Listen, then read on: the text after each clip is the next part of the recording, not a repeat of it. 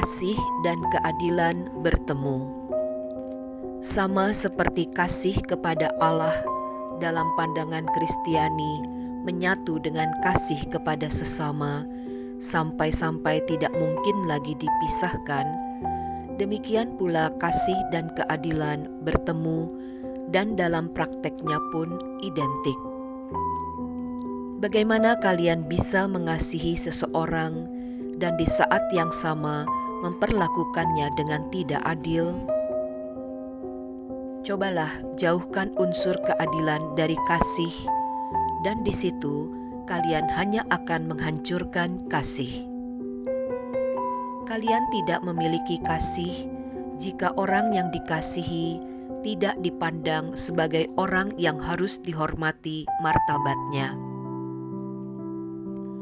Bahkan, jika kalian menggunakan gagasan tentang keadilan dari tradisi Romawi misalnya, yakni memberikan kepada setiap orang apa yang menjadi haknya, sebagai orang-orang Kristiani harus lebih dari itu dan mengatakan bahwa kita ini berhutang kasih kepada semua orang, tidak terkecuali kepada musuh-musuh kita. Sama seperti kita bisa mengatakan bahwa kita sungguh-sungguh mengasihi Allah kalau kita sudah terbukti mengasihi orang lain, demikianlah pula kita bisa mengatakan bahwa kita tidak memiliki kasih sama sekali, kecuali kasih kita itu terwujud nyata dalam tindakan penegakan keadilan. Dan yang saya maksud di sini bukan tindakan penegakan keadilan dalam pengertian individualistis semata-mata. Maksud saya dalam pengertian 3 hal berikut ini. Pertama, sebuah sikap dasar hormat kepada semua orang akan mencegah kita untuk menggunakan mereka sebagai alat untuk meraup keuntungan bagi diri kita sendiri.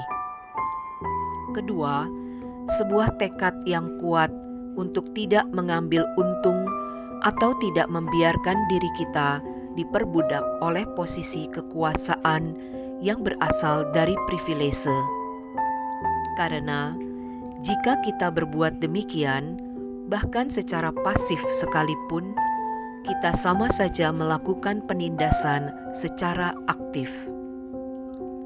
Dibius oleh kenyamanan privilese sama artinya dengan menjadi penyumbang bagi ketidakadilan sebagai orang yang menikmati keuntungan secara diam-diam dari hasil ketidakadilan. Ketiga, sebuah sikap yang tidak hanya berani menolak, melainkan juga melawan ketidakadilan. Sebuah kehendak untuk bekerja sama dengan orang lain dalam mengupayakan pembongkaran struktur sosial yang tidak adil, sehingga yang lemah, tertindas, dan terpinggirkan di dunia ini dapat dibebaskan.